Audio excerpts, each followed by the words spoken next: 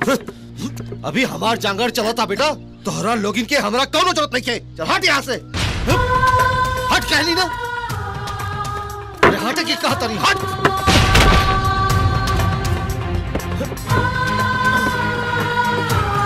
थेथर कहीं के।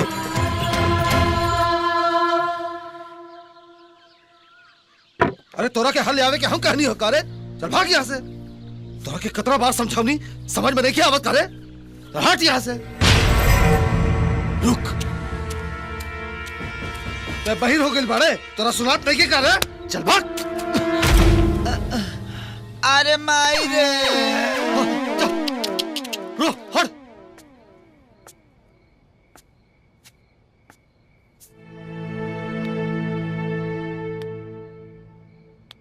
अरे चल हट रे भग चुनहरा।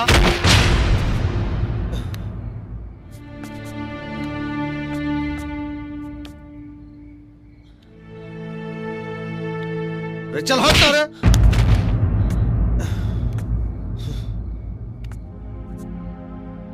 ते हमरा के चैन से ना सुते देबे।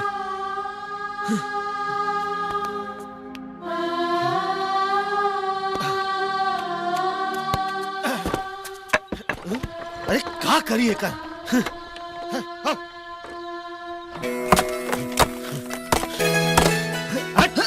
क्या करी रे कर, भाग यहाँ से।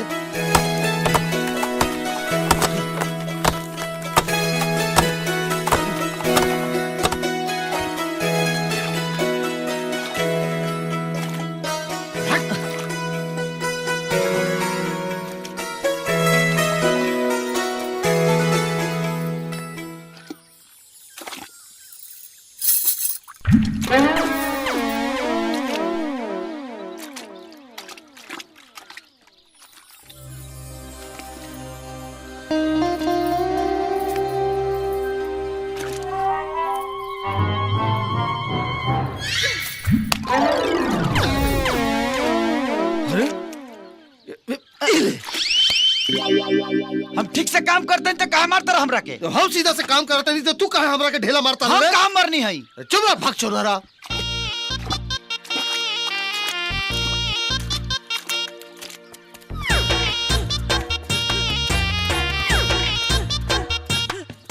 किशन, हमके तरह से जरूरी बात करे के बा।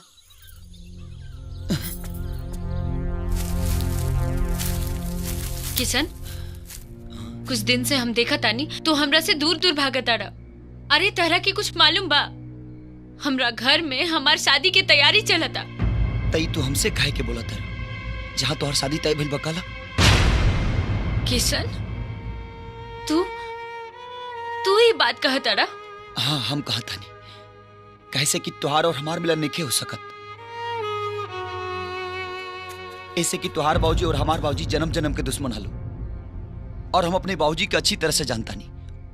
उमर जी हैं, लेकिन तुहार और हमार मिलन कब्बो ना होके दी। किशन, तू हमके समझे की कोशिश काहे नहीं को करत? हमरा घर के हालत बहुत खराब बा। राम भैया और सोहन भैया जब से घर छोड़ के गइल बालो, बाबूजी के दिल टूट गइल बा।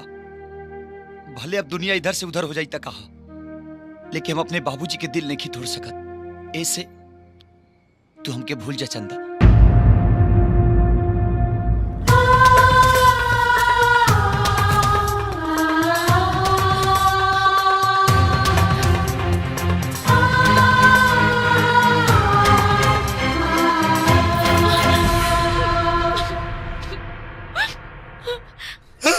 अरे ठीक से चला रे, जल्दी जल्दी चल।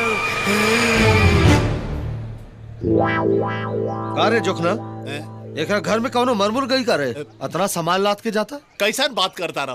बिया घर के मरनी घर बनाओ तारा। बिया केकर बिया रे?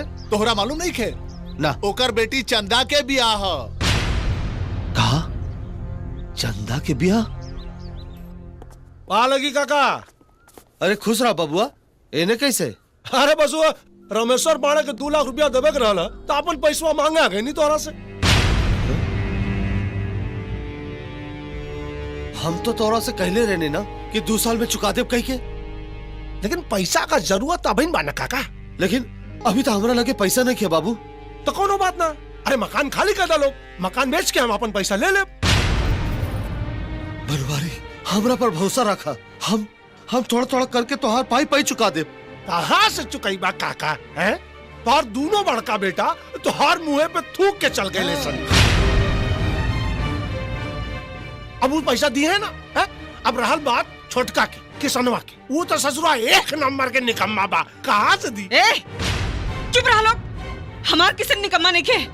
देख लिया एक दिन वो अपन खून पसीना एक करके अपने बाप का कर्जा जरूर चुकाई। चुप रहा काकी तू तय। ए काका पैसा दे दा हमार सीधे सीधे, नहीं तो ये मकान जबरदस्ती खाली करवा ले हम। हाँ। अरे ऐसे कैसे खाली करवा ले बा? बाप का राज है का? अरे बुढ़िया तू बीच में मत बोल। हट। बनवारी तुहार इतना हिम्मत,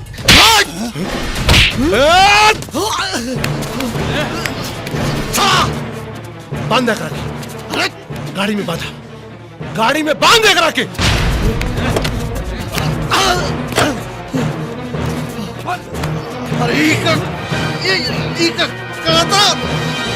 अरे छोड़ा हम रखे। अब पता चली बनवारी के थप्पड़ मरले का अंजाम। ले चला कर रखे, चल चुलबुल। अरे छोड़ा हम रखे। किसन के बाबूजी छोड़, छोड़ के रखे, छोड़, छोड़ रखे, छोड़, छोड़। अरे कलावती किसन के बाबूजी छोड़, जो बचा ले। अरे छोड़ा हमरी के रे। किसन के बाबूजी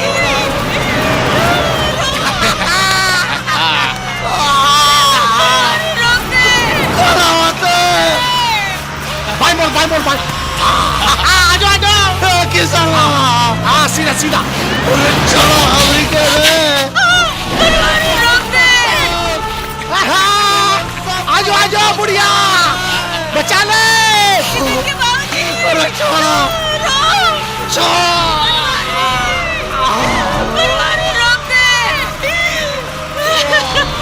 आजो दौड़, मर जाई, बचा ले बुढ़िया।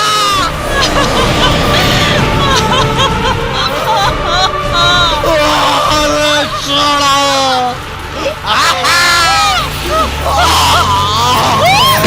गिर गई बुढ़िया, घुमा वाली घुमा घुमा। चढ़ा दे बुढ़िया पे, चढ़ा दे। दड़ा दड़ा बुढ़िया के। अरे रुका। अरे छोड़ो हमरी के।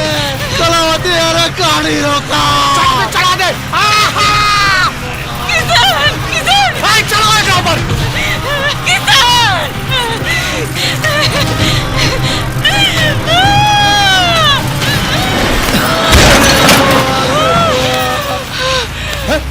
रोक रे रोक। बेटा बेटा भौजी के बच्चा। घुमा घुमा गाड़ी घुमा, घुमा गाड़ी।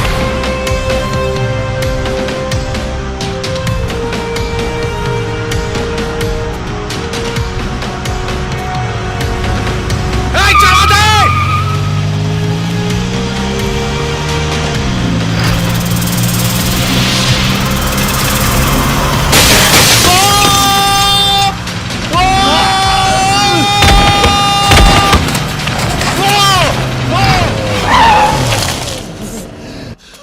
बाबूजी, बाबूजी, बाबूजी, बाबूजी, बाबूजी, अरे कुछ ना हुई। बाबूजी,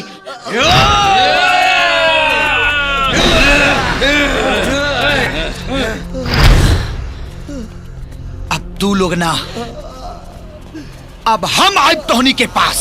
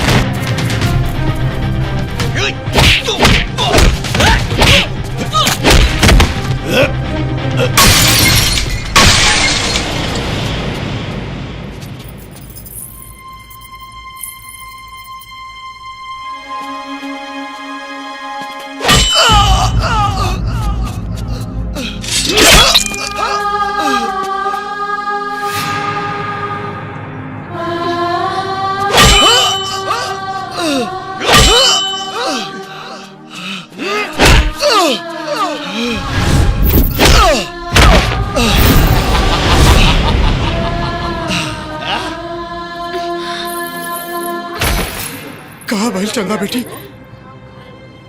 लगातार जहर खा ले बिया। जहर।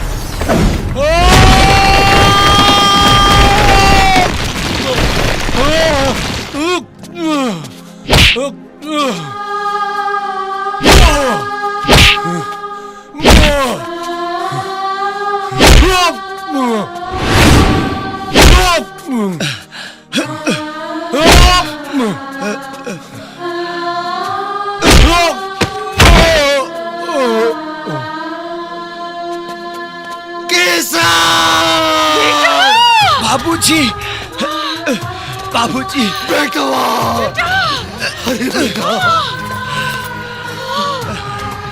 कैसा बेटा? अरे कुछ ना हो हमारा बेटी, कुछ ना हुई।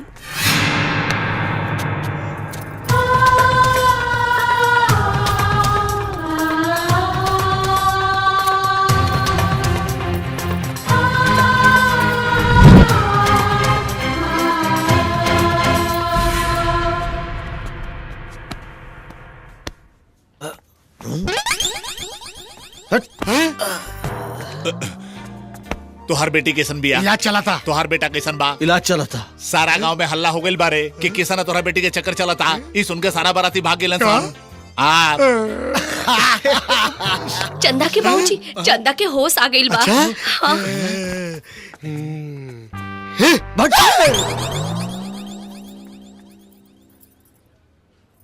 किशन,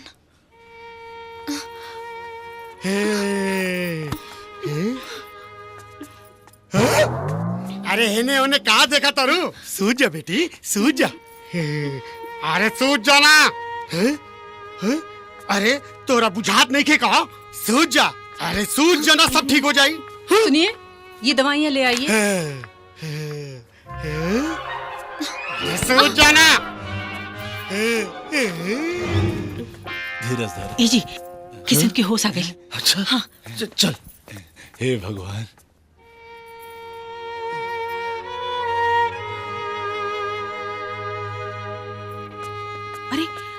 अरे बेटा, ज्यादा उछल कूद मत कर बेटा, सूझ जा, आराम कर बेटा, सूझ जा।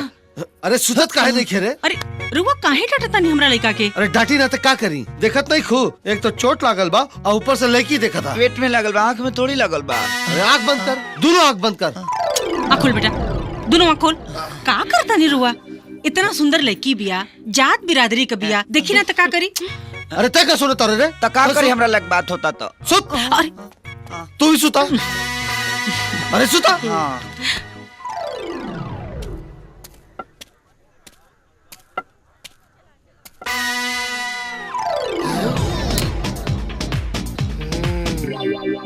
तू सोचत होगा जवान आदमी कभू तोहर दुकान तरफ झांके खातिर ना आइल, वो आज कैसे आ गइल? जानता रहा, ए दुनिया में हमार एक गो औलाद बा, हमार किसान। वो हमार खुशी खातिर अपना सब सुख त्याग देलस और साबित कर देलस कि उहे हमार सच्चा औलाद बा। अब हमार बारी बा, अब हमरा के साबित करे के बा कि हम ओकर बाप हई। ललन भाई, हम अपना बेटा खातिर तो हर बेटी के हाथ मांगे आयल बानी। अब तो चाहे हमार बेइज्जती करा, पर ये रिश्ता मत ठुकरावा। चंदा के भाई, ए चंदा के भाई, अरे हमार समधी आयल बाड़े, अरे पानी आनी ले आवा। अब ये समधी से गले मिला तानी, तब ब्याह में का करब? ओम मंगलम भगवान विष्णु मंगलम गरुड़ध्वज मंगलम पुंडरीकाक्षाय मंगलाय तरुणहरि वक्रतुंड महाकाय सूर्यकोटि समप्रभ निर्विघ्नं कुरु मे देव सर्वकार्येषु सर्वदा।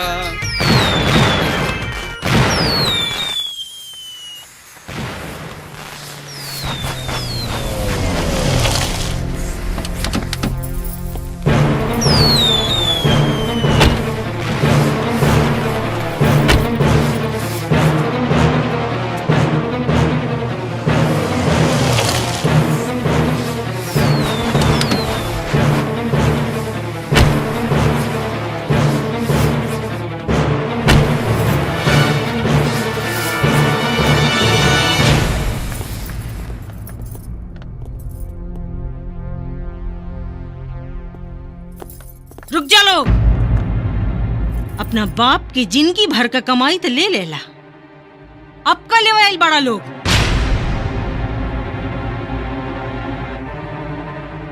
ये घर का सुख शांति और मान मर्यादा कुल तो पहलवे बेच के खा गइल बड़ा लोग, अब का बेचे आइल बड़ा। कहीं तू लोग हमनी पर तरस खा के तो नहीं ना आइल? तो एक बात कान खोल के सुन ला, हम अपना छोट सा परिवार में बहुत खुश बानी। इहो हो सकता कि तू लोग अपना गलती पर पछता के ये घर में वापस रहे खातिर आयल होकबा,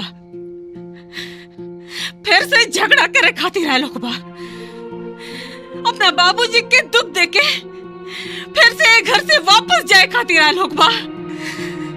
तो जा, जौने गाड़ी में बैठ के आयल बड़ा लोग, जा वही गाड़ी में बैठ के यहाँ से चल जा।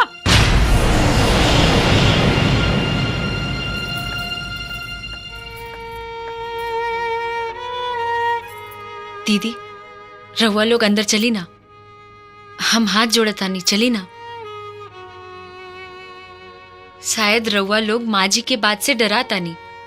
माँ जी रहुआ लोग से नाराज नहीं की, अरे वो तो अपना बेटा लोग से नाराज बानी। उहाँ लोग के अंदर आवे से मना कैले बानी, रहुआ लोग के ना। अरे रहुआ लोग तो ये घर के बहू बानी, रहुआ लोग के पूरा अधिकार बा ये घर पर। रहुआ लोग के रोक सकता ये घर में अंदर आवे से? चली ना दीदी, आई ना, चली लोग। दी हमरा के, ए बेटा आवा आवा हमरा लगे, आवा बेटा आवा। चली ना दीदी, आई।